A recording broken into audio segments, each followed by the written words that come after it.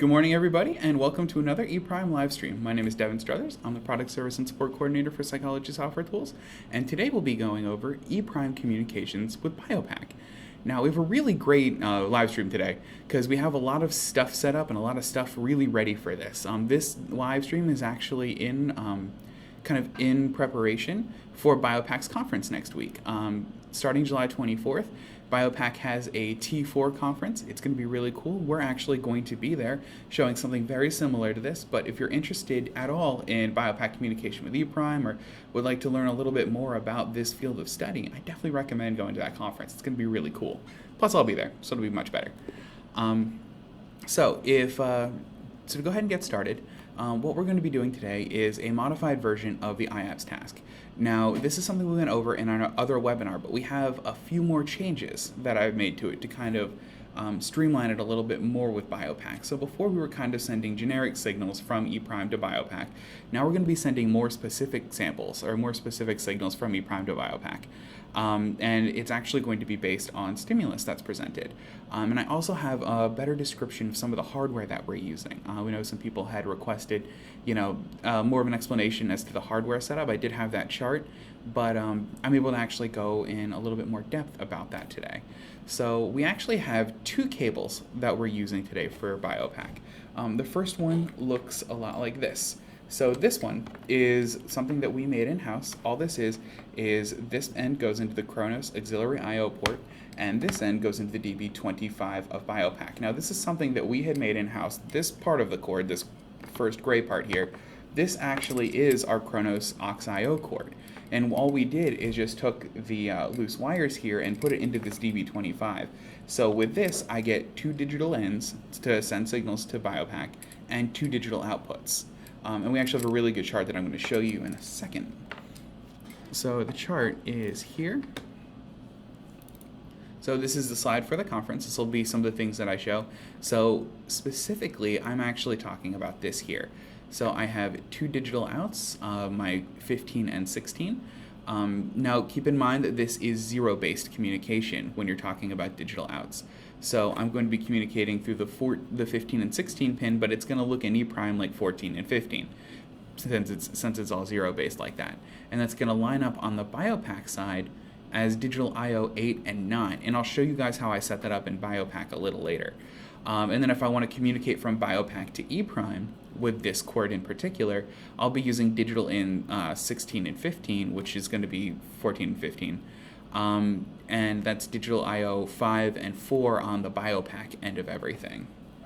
Now, the other slightly more complex one that we have is going to allow us to have 8 digital outs and 4 digital ins instead of just 2 and 2. So as you can see here, it's a lot more verbose communication, and it actually looks like this. There we go. Give me 1 second to grab this cable here. Now, on the one end of it, it's going to look very similar. It's just a DB25 cord, DB25 serial, but what we did is instead of having kind of a proprietary cord like before, that other little head, we actually just have it going to our Kronos auxiliary I/O port right here. And we just wired them out to the digital inputs. Those are our 4 digital inputs right there. And these are our digital outputs. These are our 8 digital outputs. And the exact pinout of the 8 digital outs and 4 digital ins is on this chart here. So this is how I would send these signals, and this is where BioPAC would receive them. And we actually have cable color listed just to keep everything straight in our mind whenever we go to rewire this thing for the conference. But this is actually equipment that's sold separately with Kronos, but it allows for a broader range of communications. So, now that I have those two cords, let's go ahead and set up our experiment. Now, I'm actually only going to use this one since it's the simplest mode of communication and it's the easiest to show for the webinar. I'm actually just going to use the 2 digital outs. I won't be using any digital ins at this point. So like I had mentioned before, we're going to be making an IAPS task. The IAPS task is going to show 2 image types. One of them is neutral images, and one of them is startling images. The startling images are going to be kept a secret from our participant, Cade, who's returned from our last webinar to help me out with BioPAC again. I'm not going to tell him what kind of startling images there are, just so he's completely surprised whenever he sees them. They're snakes. I'm terrified. he says he's terrified, so he's ready for this. So let's go ahead and walk through how we're going to build the task. So first off, we're going to start with a blank E prime experiment right here. So in our template here, we go ahead and click blank and click OK. And it's going to go ahead and open up a blank version of eStudio. Now, the first thing we're going to do is just the basic structure of an experiment. We're going to welcome participants to the task. We're going to set up a block list for our block of trials, and then we're going to set up a trial list for the individual images, and then we're going to load them in. So the first thing I'm going to do is double click on my session proc here, and I'm going to make a text display object. It's going to be the first thing in my session proc right here. And I'm going to rename this text display object from text display 1 just to welcome. I'm going to hit enter. Now the text I have on here is just going to be very simple. It's going to welcome participants to the experiment, and it's just going to give them some very simple instructions as to how to perform this task. So the first text will be welcome to the experiment. And then you will be shown a series of images. Press 1 if the image is neutral. Press 2 if the image is startling. There we go. And then I'm going to go ahead and say, press space to continue. So now that I have my text written, the only thing I'm going to do is click on this properties page icon in the upper left-hand corner. And I just want to make it so participants advance from this with a press of the spacebar. So I'm going to click on my duration input tab, change the duration from 1000 to infinite, and I'm going to add a keyboard device here. And I'm going to set my allowable from any to space in curly brackets. That's how you denote pressing the space bar in E prime. For more information on that, we do cover that a little bit more in depth in other live streams. I do recommend checking those out. I'm going to change my data logging here from none to time on it only. And again, I explain why in other live streams. If you've been following along, you know exactly why. And I'm going to click apply and OK. So now that I have my welcome screen made, the next thing I'm going to do is make a block list. This block list is going to hold my different blocks of trials. For the IAPS task, I don't necessarily want practice trials. Maybe a few for button mapping if you really want, but I don't want participants to be introduced to the types of images that they're going to be shown very soon. So, I mean, 1 and 2 are very easy to press, so I'm going to just go ahead and make a block list. So to do that, after my welcome object, I'm going to take a list object from the toolbox, and I'm going to drag it and drop it just after welcome. I'm going to right-click on this and rename it from list 1 to block list. I'm going to hit enter. I'm going to double-click on my block list, and the only change I'm going to make to this is to fill in the procedure with block proc. I'm going to hit enter.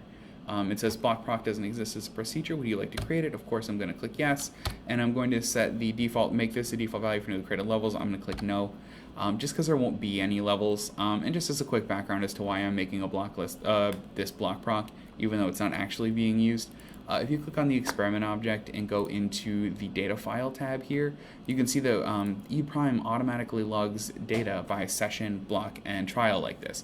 This is just the way that E prime will naturally log data.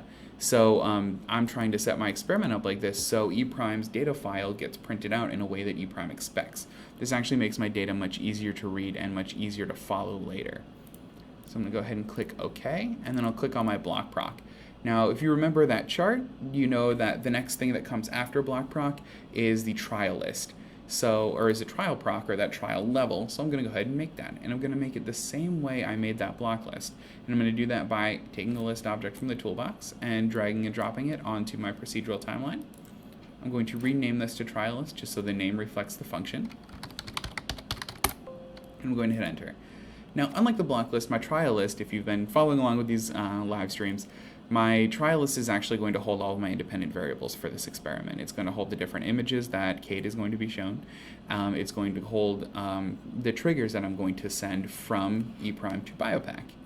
So I'm going to go ahead and double click on trial list, and the first thing I'm going to do is make a procedure, and this is just going to be called trial proc. I'm going to hit enter, and I am going to make this a default value for newly created levels because I'm going to be making a lot of levels, and they will all point to trial proc, so I want to make this a default value just to make things easier for me. Now, the next attribute that I want to make is I want to make an attribute that holds all of the stimuli that I'm going to show Cade. So what I'm going to do is I'm going to change the name here from attribute 1 just to the images, or just I'll call it the image, and click add. Now my images I'm going to present are in a subfolder. So if you look in here, this is my BioPAC webinar folder here. All of the images I want to show is in this subfolder called the images. If I double click on it, these are some of the images.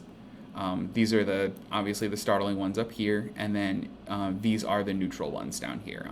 It's just pictures of nice scenery. Those are my neutral ones. So, and if you notice, I have them all labeled kind of ambiguously here, just from 100 to 105 and from 200 to 205. They're encoded that way, just so I know that all the 100 type images are startling, all of the 200 type images are the neutral images.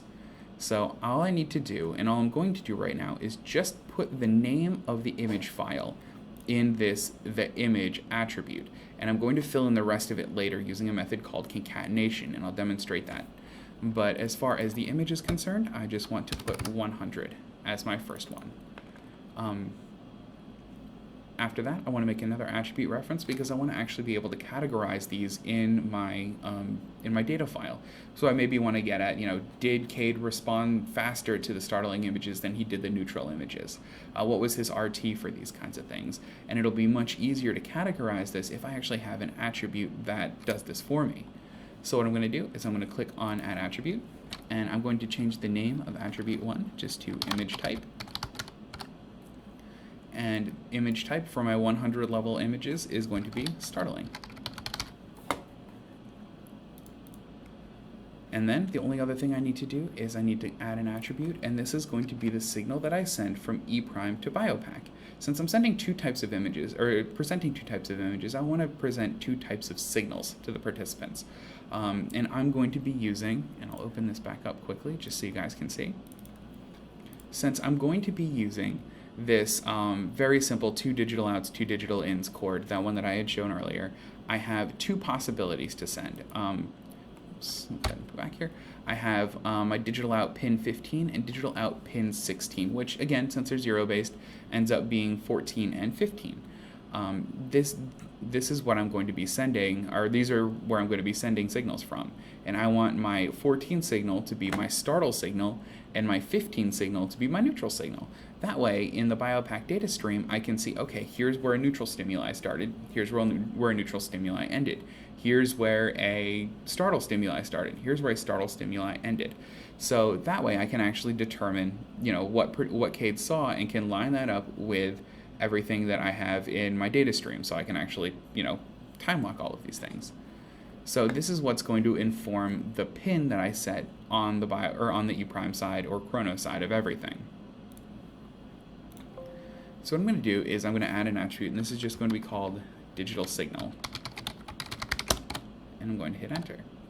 Now, since I had mentioned before, I would like pin 15 to be the pin that I send signals to through BioPAC whenever a startle type image comes up.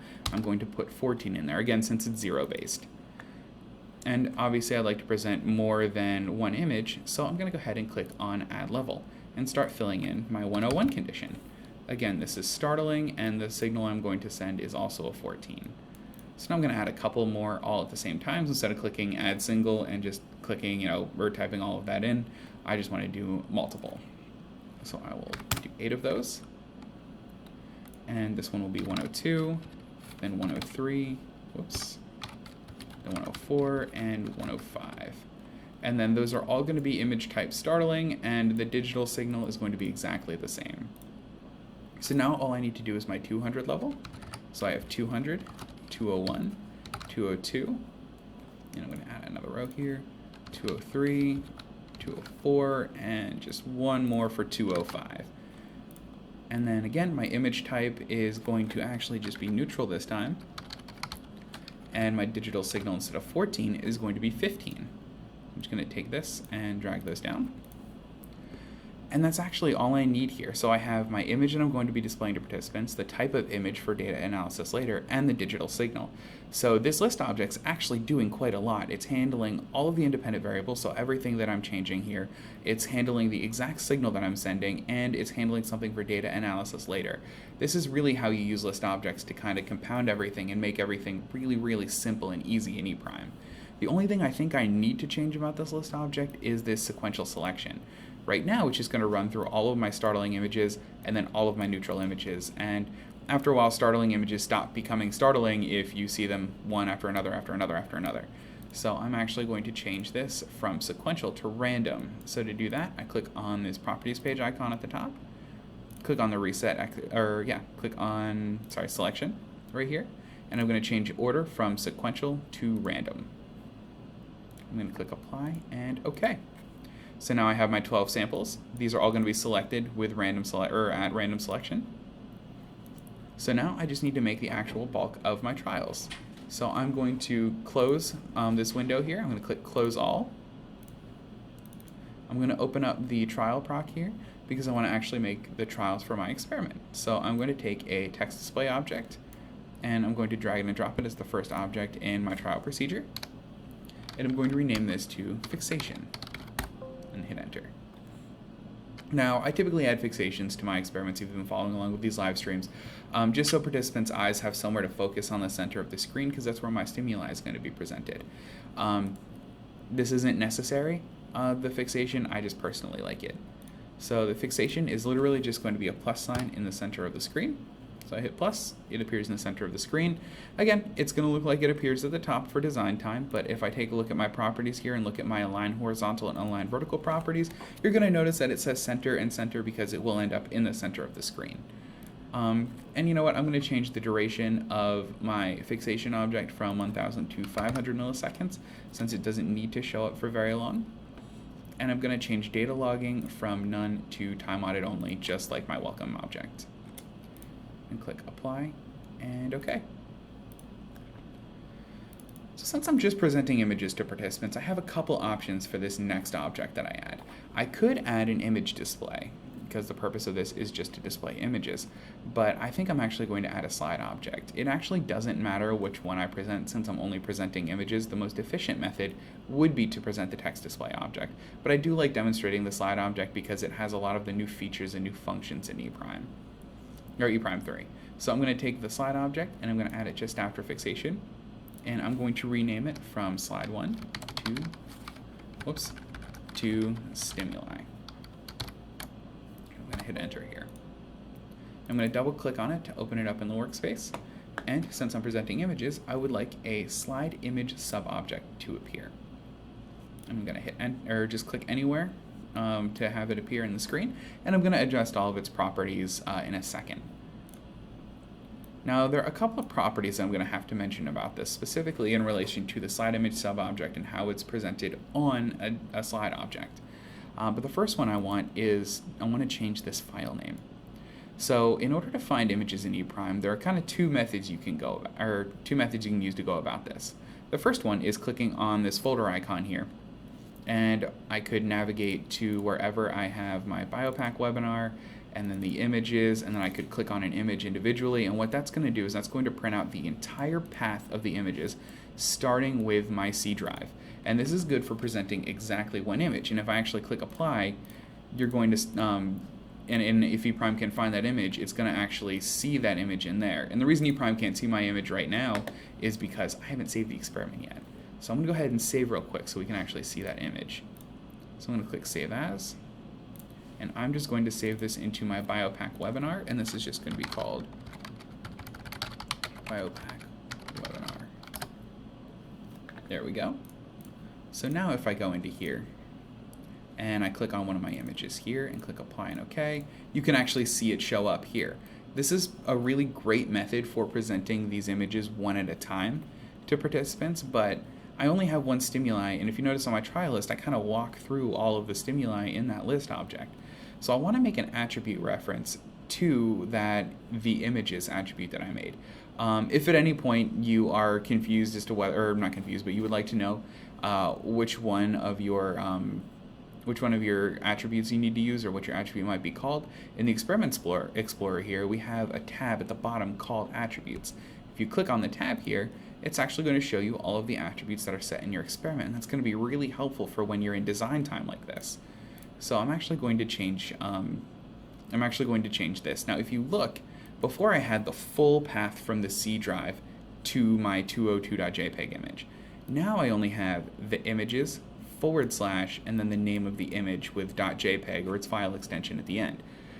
This is actually really helpful for editing this, because what I'm going to do is I'm going to delete the 202 in here, and instead of 202, I'm going to make an attribute reference to that attribute I made on my trial list called the image. So now whenever this resolves, it's going to say the images, which is that subfolder that I have that contains all of my images, / and then the actual image, so that 101, 102, 201, 202, those kinds of things. It'll resolve that, and then it'll append .jpg at the end. And it's going to do that to make a full reference or a full pathway to my images.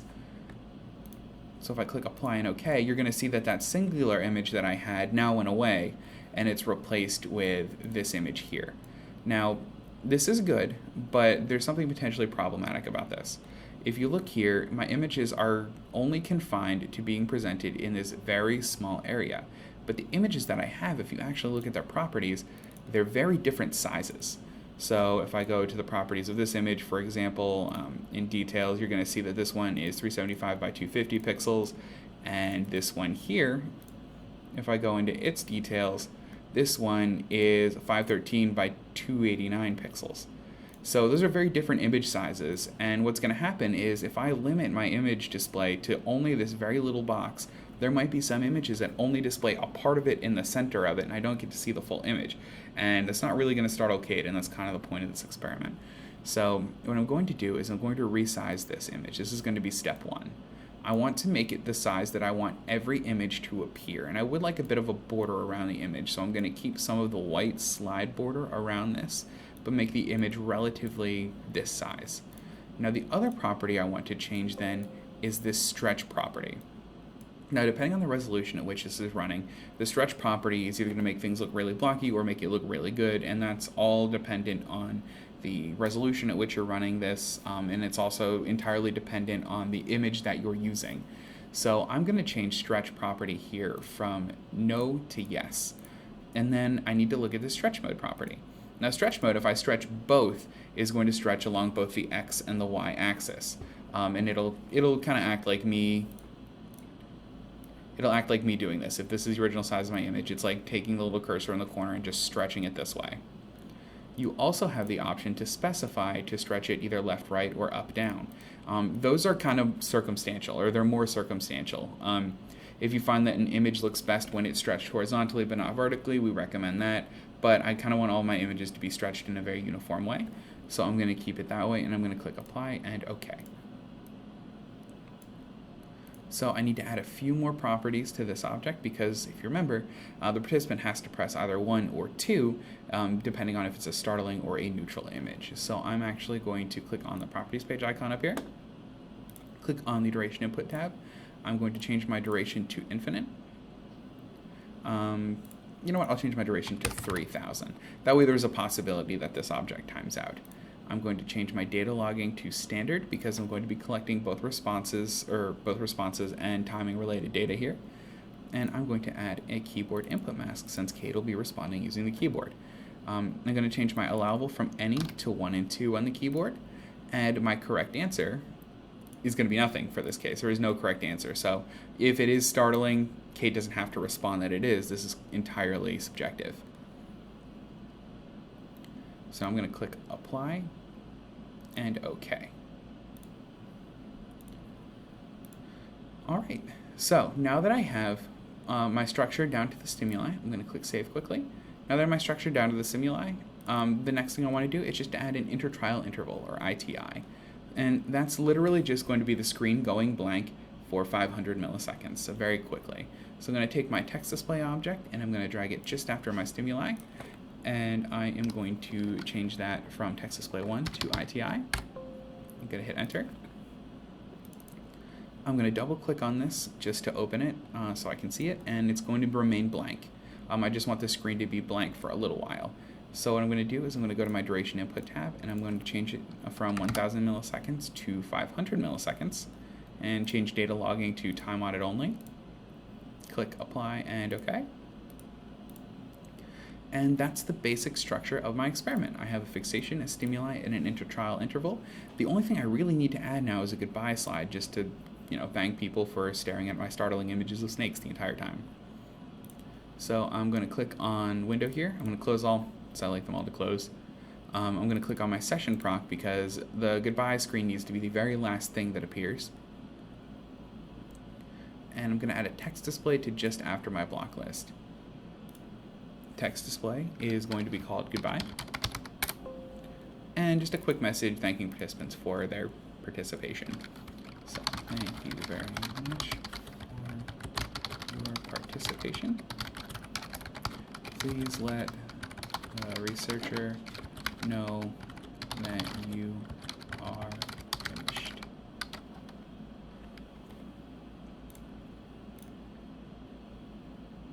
All right. And that's all we need. So I'm going to go ahead and close that. Now, if you've been following along, you realize we're not sending signals yet. There's nothing in here that's actually sending signals to BioPAC, and that's kind of the important part of this.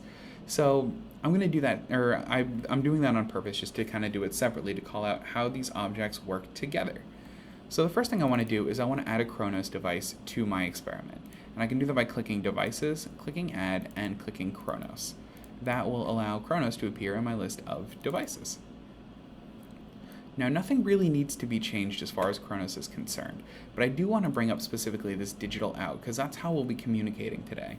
Now, if you take a look here, this is experiment start and experiment end. These allow you to set different values on each of the different pins of Chronos' digital out and digital in at the start of the experiment and at the end of the experiment. Now, I'm going to keep these at 0 here because I want everything to end up being low. So I want all of my pins, instead of being active high, to be active low when my experiment starts, and to reset them all to active low when my experiment ends. That way I know that, everything's all ready to send signals at the end, and there's not, any extra values being sent, or everything be ready to send at the beginning, and not extra values at the end of the experiment as well. But if I have, let's say, BioPAC or another kind of signal or another kind of software or hardware that I'm communicating with like a signal at the start of the experiment, I can actually do that by changing whatever pin I want to send information to from 0 to 1 at the onset of the experiment, and then setting them back to 0 at the end. But for now, I'm going to keep them all at 0. I'm going to click Apply and OK. And I'm going to keep Chronos on there, and that's the only change I need to make to my experiment object.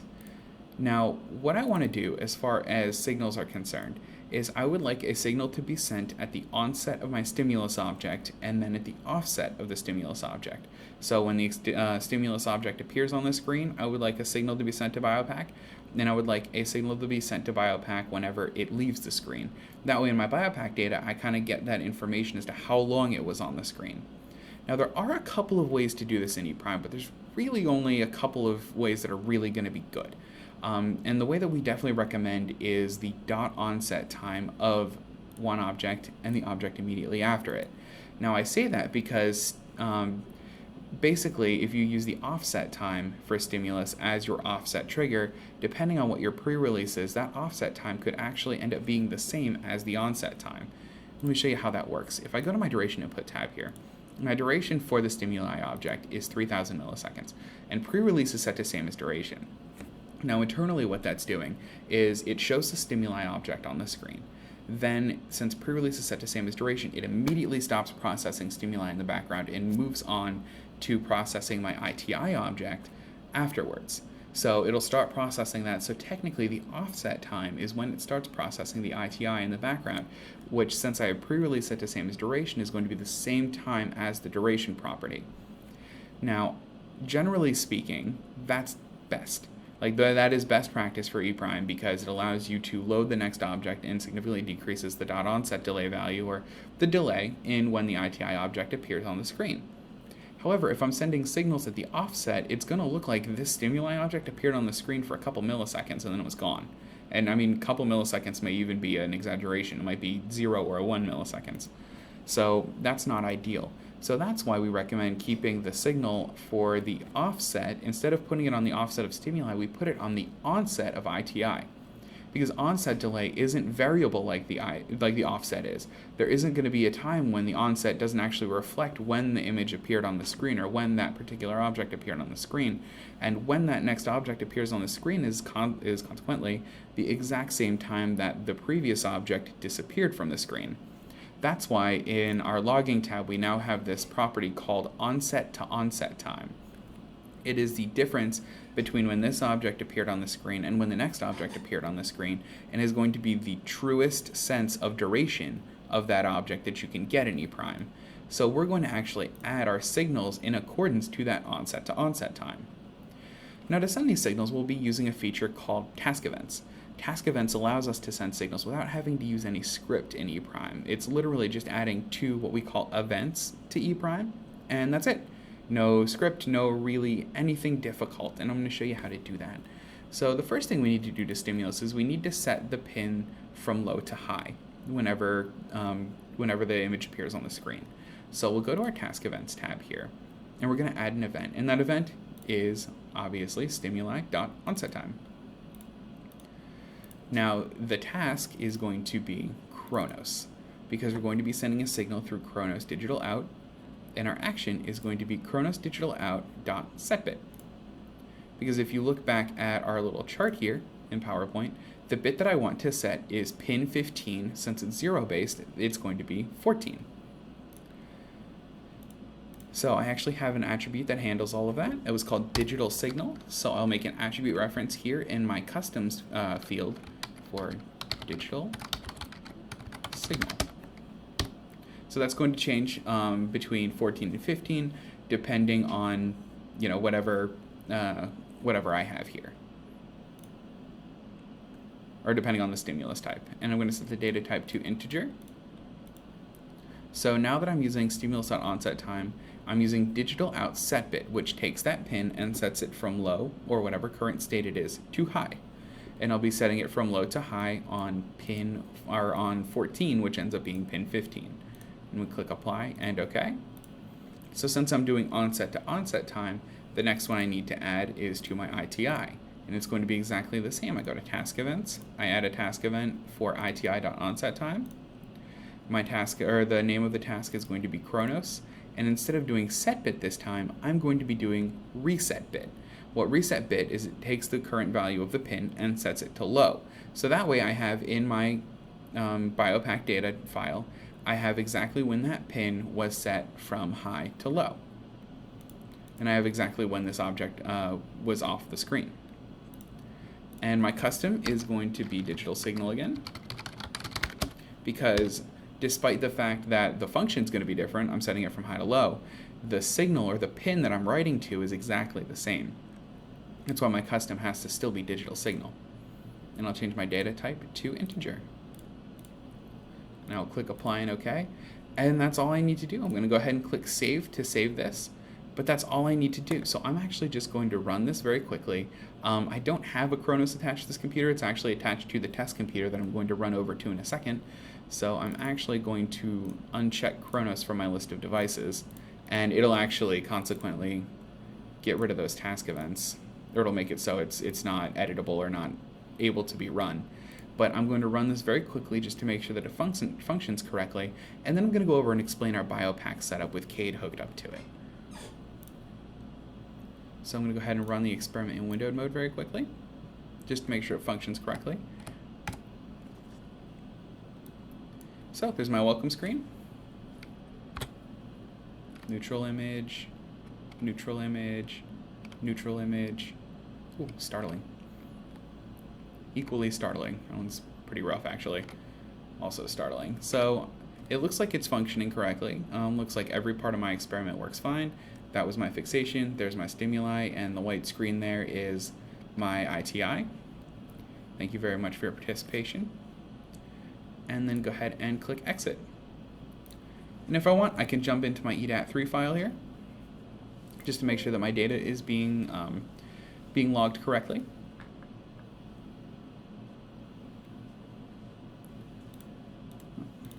It is right there. So if I go ahead and look at my stimulus RT, this is my reaction time that I just did to all of my stimuli. These are the images that are being presented to participants, sorry, not just one of them. And then here's my image type. So I had 3 neutral, followed by 4 startling, and then 2 neutral, 2 startling, and 1 neutral. So if I wanted to, I could go into my analysis tab. My columns could be my image type.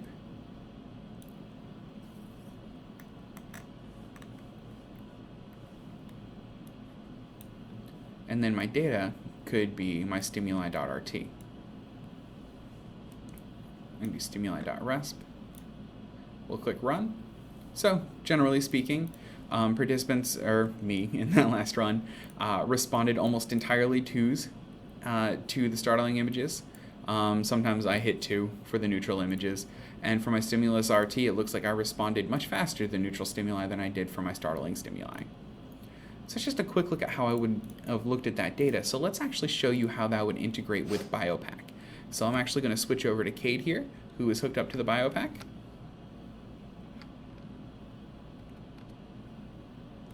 Whoops, give me a second. There we go. So there's Cade on the BioPAC, and I'll be over in just a second to explain all of the hardware setup.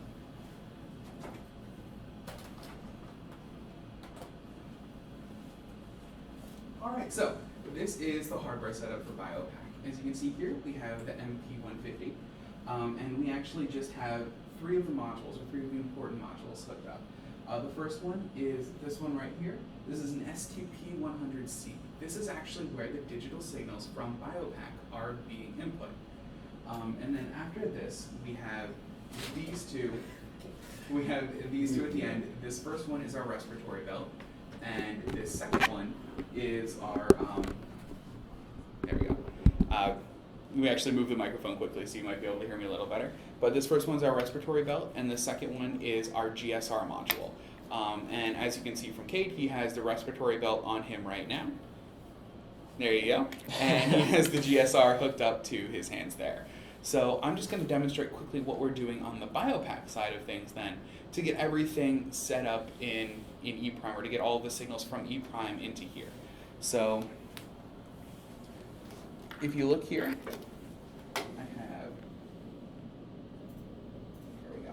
So under data acquisition, I have my 2 channels. I have my 2 channels for my analog actually. So the 2 analog channels are going to be just my respiratory belt and my GSR, so these 2 modules down here. But if I go over to digital, this is actually where my ePrime signals are going to be coming in, since I'm doing the digital out to Kronos. And you can actually see the digital out is that cable that I showed earlier. It actually comes from Kronos' analog aux-IO port, or digital aux-IO port, and it goes right into BioPAC right here to that STP100 that I talked about earlier. And as you can see, since I was using that chart earlier, all of my pins, or everything that I write from Kronos for these 2 digital outs is actually going to come in through channel 8 and channel 9 in Kronos. Or sorry, in BioPAC. So what I'm going to do is I'm actually going to start acquisition here, and then I'm going to start the experiment and have Cade run through it very quickly. Start recording on BioPAC. Start recording on ePrime, and I'm just going to let Cade go through and run the task. Is it 2 or, okay, there. Yeah, it's 1 and 2. 1 and 2, okay, cool. There we go. I'm terrified. He was clearly terrified. I'm shaking in my seat. It's a pretty startling. Where are the happy thoughts? There you go. There was a nice one. I like these. These are good. Good. You threw me off. So we're actually going to go ahead and end this part of the experiment a little early. So Cade, if you can go ahead and click Control-Alt-Shift for me. Control-Alt-Shift is one of the ways to exit out of an ePrime experiment a little early. Should I say yes? Yep, go ahead and click yes. And hit yes again. So since we already looked at the ePrime side of what the data file is going to look like, let's go ahead and take a look at the BioPAC side of everything. So I'm actually going to stop my acquisition. And I'm just going to back up my recording just a little bit, just to show you guys exactly what we were getting on the BioPAC side. Here we go. So I'm going to zoom in on this part here. Whoops. And of course I exit out of it. There we go. So if you can see the way that BioPAC sets everything up here, I actually have the top two columns here, the top two leads here are my respiratory belt, and this is the GSR. But the more important ones, the more relevant ones to the webinar are going to be these bottom two ones. So the bottom two are actually going to be my digital in 1 and my digital in 2. So this is 14 and this is 15 in our signals. So here are my starting stimuli, and every time you see a little rise here, that's when the stimuli appeared on the screen for CADE, and every time you see a fall here, that's when it was removed from the screen. So these were my startling stimuli, and down here in this little pink line, these were my neutral stimuli. So as you can see, CADE in this instance got a startling stimuli, got a neutral stimuli, followed by a startling stimuli. And the nice thing is you can actually tell exactly what the onset delay between these two images were, so how long the fixation was on the screen, and basically how long it took them between stimuli by looking at this little gap in between them there. So that's just very quickly how we would set up and then read the analysis from a BioPAC integrated E-prime experiment. So I'm going to hop over to my computer real quickly, and we'll go ahead and wrap up the webinar. Thank you. Yep. All right, welcome back everybody. So first off, thank you very much, Kate, for being a willing participant today. And that's all we have for today's webinar. If you guys have any questions at all, please feel free to go to support.pstnet.com. We'd be more than happy to answer any questions you might have about BioPAC integration or any other E-prime topics. So please feel free to give us a shout out there. Please like and subscribe our page. That definitely helps our channel and helps us to do more of these things. And aside from that, have a great day. Thank you guys very much.